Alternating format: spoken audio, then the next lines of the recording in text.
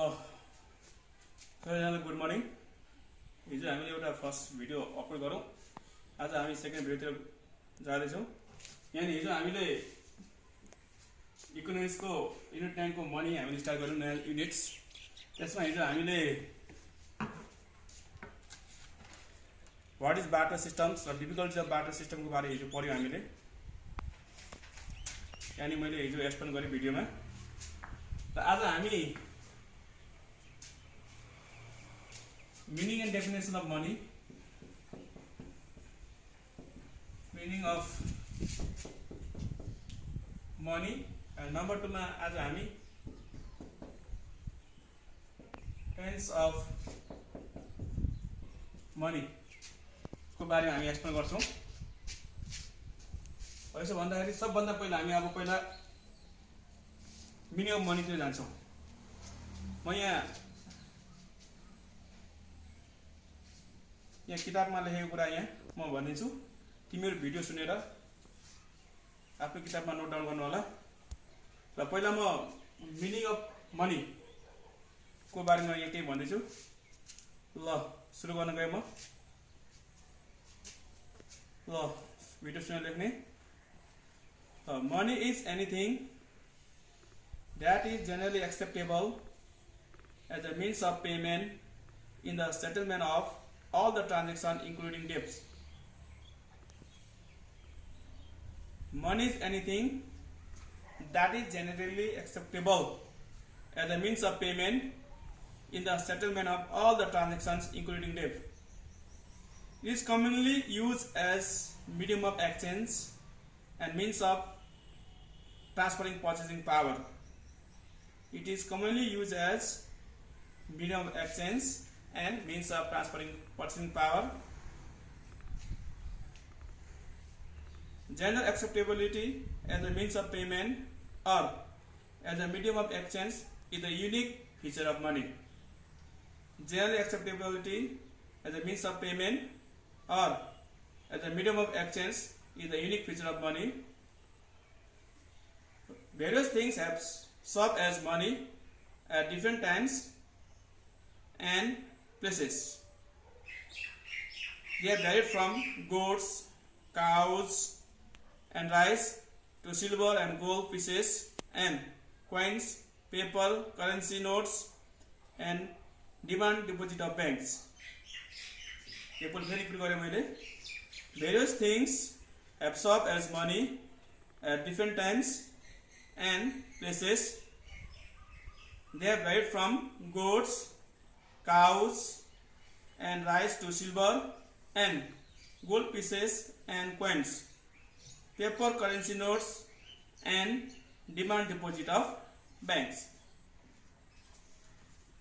अब यहाँ मनी भन्ने बित्तिकै हामीले यस्तो थिङ हो जुन चाहिँ के छ अरे जेनरली जसले पनि के गर्छ एक्सेप्टेबल गर्छ, एन्ड जेनरली के गर्छ सबले के गर्छ एक्सेप्ट गर्छ। जुन चाहिँ विश्वभरि के छ त एक्सेप्टेबल छ। अहिलेको समयमा कुनै पनि सामान किन्नु पर्यो भने, कुनै पनि सामान बेच्नु पर्यो भने त्यो सामान खरिद बिक्री के मार्फत हुन्छ त मनी मार्फत हुन्छ। त्यसैले मनी यस्तो एउटा मिडियम हो जसले के गर्छ एक्सचेन्जको काम गर्छ हैन, मिडियम अफ पेमेन्टको काम गर्छ। र यिनीहरू के हो त मनीको एउटा के हो त युनिक फिचर हुन्। त्यसैगरी अब यो मनीको कुरा गर्दाखेरि पहिला हामीले हिजो जसरी बार्टर सिस्टम पढ्यौँ, बार्टर सिस्टमले विभिन्न किसिमका समस्याहरू ल्यायो, विभिन्न किसिमका डिफिकल्टिजहरू ल्यायो।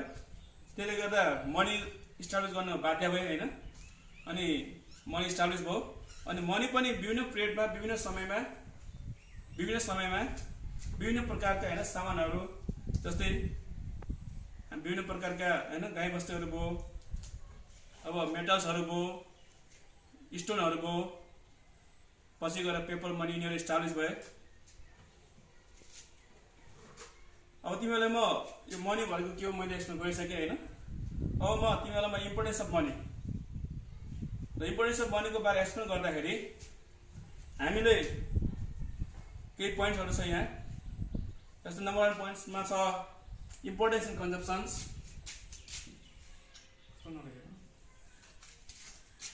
ल लेख्ने importance in consumptions, number 1 point. Number 2 point, importance in production. Number 3 points, importance in exchange. Number 4 points, importance in distributions. Number 5 points, importance in capital formations. मैले फेरि एकपल्ट रिपिट गरेँ. Importance in consumptions, importance in productions, importance in exchange, importance in distributions, the last मा importance in capital formations. ल अब number 1 point को बारे हामी एक्सप्लेन गर्छौं. म तिमीलाई यहाँ भनिन्छु भिडियो सुनेर तिमीले नोट डाउन गर्ने आफ्नो कपीमा. ल नम्बर 1 पोइन्ट के छ हाम्रो त? Importance in consumptions. ल लेख्ने. Money is the medium of exchange and it also represents the general purchasing power. Money is the medium of exchange and it also represents the general purchasing power. A consumer can buy anything with the money he has at any times convenient to him or her. He does not have to store commodities. Besides, money being divisible into the small units, the consumer can purchase the commodities in any amounts they like. A consumer can buy anything with the money he has at any times convenient to him or her. He does not have to store commodities. Besides, money being divisible into the smaller units, the consumer can purchase the commodities in any amount they like. Money enables the consumer to spend their limited incomes on different goods and services to maximize their satisfactions. अब यहाँ के भनेको छ भने importance in कन्जम्पसन्स. Specially हामी consumption भन्ने कुरा गर्दाखेरि हामी कुनै पनि गुड्सहरु हामीले पर्चेस गरेर त्यसलाई कन्ज्युम गर्ने हो, डेली लाइफमा हामीले युज गर्ने हो. त्यसैले यदि हामीलाई कुनै पनि कुरा किन्न आवश्यक छ, कुनै पनि गुड्सहरु हैन किन्न आवश्यक छ, पर्चेस गर्न आवश्यक छ भने त्यसको लागि हामीलाई के चाहिन्छ त? मनी चाहिन्छ. मनी यस्तो चीज हो जसले के गर्छ त? कुनै पनि सामान जुनसुकै एमाउन्टमा पनि हामी के गर्न सक्छौं त? खरिद गर्न सक्छौं. मनी यस्तो चीज हो जुन स्मल एमाउन्टमा पनि के हुन्छ? डिभिजिबल हुन्छ. जस्तै एउटा 1000 को नोट पनि हामी त्यसलाई 10 भागमा टुक्रा गर्न सक्छौं. 10 वटा 100 हैन 20 भागमा टुक्रा गर्न सक्छौं. 20 वटा 50. यानी हामी सँग मनी छ भने जतिसुकै भागमा हामी टुक्रा गरेर स्मल युनिटहरु पनि हामी के गर्न सक्छौं? किन्न सक्छौं. त्यसैले मनीले हामीलाई कन्जम्पसन निकै के गर्छ? सहयोग गर्छ. अब दोस्रो पोइन्ट, यो पनि भिडियो सुनेर तिमीहरु नोट डाउन गर्नु. Importance in productions. के छ त हाम्रो दोस्रो पोइन्ट? Importance in productions. ल सुनेर लेख्ने. A producer has to engage and hire various factors of production in order to purchase goods and services. In return, the producer has to pay factor rewards to the factor of production for their contribution in the production process. As I repeat again, a producer has to engage and hire various factor of productions in order to produce goods and services. In return, the producer has to pay factor rewards to the factor of production for their contribution in the production process. The reward of land is rent, the reward of labor is wages, the reward of interest is capital, and the reward of organization is the profit. The reward of land is the rent, the reward of labor is wages, the reward of interest is capital, and the reward of organization is profit. These factor rewards are paid in the form of money. If there was no use of money, it would be very difficult for exact compensation of the factor of productions. If there was no use of money, it would be very difficult for exact compensation of the factor of productions. ल यहाँ के भनिएको छ भने importance in production. अब production गर्दाखेरि हामीले specially यहाँ फोर्थ फ्याक्टर अफ प्रोडक्सनको कुरा आउँछ, जस्तै ल्यान्ड, लेबर, क्यापिटल, ल, अर्गनाइजेसन्स। जब हामी यो फोर्थ फ्याक्टर प्रोडक्सनलाई हामी प्रोडक्सन पर्पजमा युज गर्छौँ, के छ त यिनीहरूलाई प्रोडक्सन पर्पजमा युज गरे बापत यिनीहरूलाई के हामीले रिवार्ड दिनुपर्छ। त्यो रिवार्ड त्यो पनि मनीमा दिइन्छ। यदि मनी छैन भने त्यो रिवार्ड दिन पनि के हुन्छ त अप्ठ्यारो हुन्छ। जस्तै ल्यान्डलाई रेन्ट दिनु पर्यो, त्यो रेन्ट पनि हामी पैसामा दिनुपर्छ, मनीमा दिनुपर्छ। जस्तै लेबरलाई वेजेस दिनु पर्यो, त्यो वेजेस पनि हामीले पैसामै दिनुपर्छ। जस्तै क्यापिटललाई इन्ट्रेस्ट दिनु पर्यो, ब्याज दिनु पर्यो, त्यो पनि हामीले केमा दिनुपर्छ त मनीमै दिनुपर्छ। र अर्गनाइजेसनलाई प्रफिट, त्यो प्रफिट पनि हामी के गर्छौँ त मनीमै नै पाउँछौँ। त्यसैले प्रोडक्सनको लागि पनि के छ त मनी अति के छ त इम्पोर्टेन्ट छ। ल अब हामी जान्छौँ तेस्रो पोइन्ट। तेस्रो पोइन्ट हाम्रो के छ त इम्पोर्टेन्स इन एक्सचेन्ज। के छ त हाम्रो तेस्रो पोइन्ट इम्पोर्टेन्स इन एक्सचेन्ज। यो पनि सुनेर तिमीले नोट डाउन गर्ने। ल one of the important functions of money is to facilitate in the exchange of goods and services. It avoids all the difficulties of barter systems. One of the important functions of money is to facilitate in the exchange of goods and services. It avoids all the difficulties of barter systems. In modern world, large-scale production is possible due to the expansion of internal and external trade. Both internal and external trading processes have become easy due to the help of money. Money can be given in the purchase of goods and services and received against the sales of goods and services. Money can be given in the purchase of goods and services and received against the sales of goods and services. So money is very useful in the exchange of goods and services and trade. So money is very useful in the exchange of goods and services and trade. अब यहाँ के भनिएको छ भने importance of exchange यानी importance in exchange.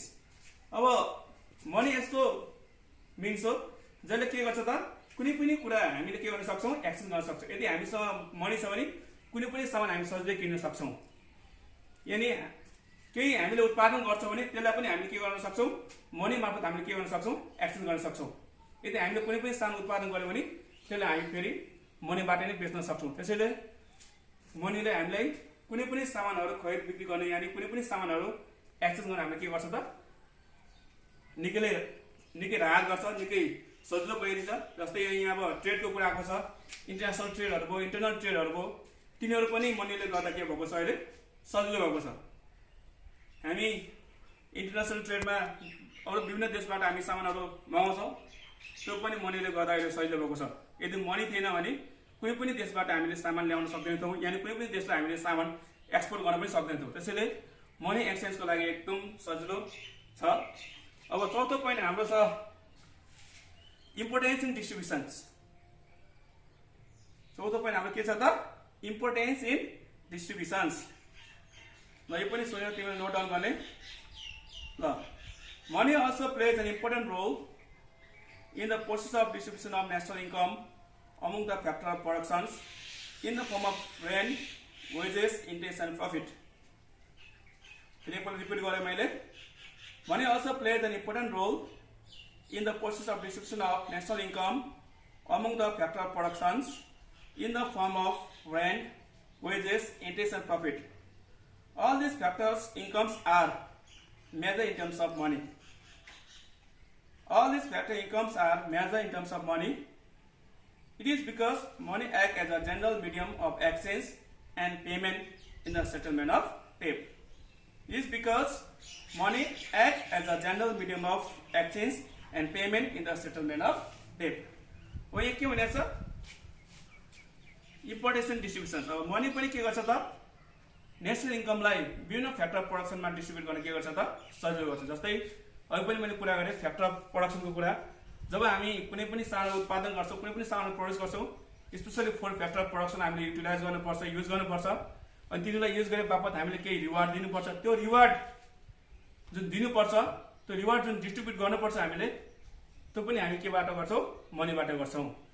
यदि हामीसँग money छ भने, मनी छैन भने त्यो रिवार्डहरू हामीले डिस्ट्रिब्युट गर्न के हुन्छ त गाह्रो हुन्छ। अघि नै मैले भनिसकेँ। जस्तै ल्यान्डको लागि रेन्ट पनि पैसामै दिनु पर्यो, मनीमै दिनु पर्यो। क्यापिटलको लागि इन्ट्रेस्ट त्यो पनि पैसामै दिनु पर्यो। लेबरको लागि वेजेस त्यो पनि पैसामै दिनु पर्यो, मनीमै दिनु पर्यो। र अर्गनाइजेसनको लागि प्रफिट त्यो पनि केमा दिनु पर्यो त पैसामै दिनु पर्यो। त्यसैले मनीले के गर्छ त डिस्ट्रिब्युसनमा पनि के गर्छ हामीलाई धेरै सहयोग गर्छ। अब last point importance in capital formations. यो पनि भिडियो सुनेर तिमीले नोट डाउन गर्ने हो ल। Capital formation refers to the addition in capital stock in a country such as equipment, tools, factories, transportation assets, roads and other physical infrastructures. Repeat gare. Capital formation refers to the addition in capital stocks in a country such as equipment, tools, factories, transportation assets, roads and other physical infrastructure. The process of capital formation is almost impossible without money. Money facilitates saving and saving is the source of capital. Money facilitates saving and saving is the source of capital. All the banking and financial institutions mobilize saving for general public and channelize them to the productive use by producing loan to the investors. All the banking and financial institutions mobilize saving from general public and channelize them to the productive uses by producing loan to the investor. अब यहाँ के भनिएको छ भने important capital फर्मेसन्स। अब capital फर्मेसनको कुरा गर्दाखेरि हामीले हैन स्पेशली हामीले सेभिङ बुझ्नुपर्छ। जस्तै अब अहिलेको समय हामी जति पनि हाम्रो सोर्स अफ इन्कम हुन्छ त्यो इन्कमबाट हामी केही पैसा हामी आफ्नो डेली नेड्सको लागि यानी आफ्नो घर खर्चको लागि युज गरेर जति हामीसँग उभिन्छ त्यो सरप्लस मनी त्यो हामी के गर्छौं कुनै पनि एउटा फाइनान्शियल इन्स्टिट्युसनमा यानी कुनै ब्याङ्कमा कुनै हैन वित्तीय संस्थामा गएर के गर्छ हामी सेभिङ गर्छौं। हो त्यो सेभिङ भोलिको दिनमा के हुन्छ त ब्याङ्कले धेरै मान्छेबाट एकमुष्ट कलेक्ट गरेर त्यो एउटा ठूलो रकम हुन्छ, ठूलो के हुन्छ त एमाउन्ट हुन्छ। त्यो एमाउन्टै के गरिन्छ त कुनै एउटा बिजनेस गर्ने, व्यापार गर्ने कुनै एउटा हैन ट्रेड गर्ने व्यक्तिलाई त्यो लोनको रूपमा दिन्छ। जब त्यो व्यक्तिले त्यो लोनको रूपमा लिन्छ त्यो लोन उसले कुनै पनि एउटा प्रोडक्टिभ सेक्टर्स कुनै पनि एउटा बिजनेसमा व्यापारमा लगानी गर्यो भने त्यो नै के हो त क्यापिटल हो, त्यो नै के हो त क्यापिटल हो। त्यसैले यो मनी पनि के गर्छ त देशको लागि क्यापिटल फर्मेसनमा के गर्छ निकै सहयोग गर्छ। ल आजलाई यति नै हो। अब अर्को भिडियो भोलि आउँछ अनि भोलि हामी फेरि अरु पनि जस्तै अब मैले इम्पोर्टेन्स पढाए भोलि फंक्सन अफ मनीहरु छन् अरु छन् हैन त्यो भोलि आउँछ। आजको लागि यति नै हो। हस् त।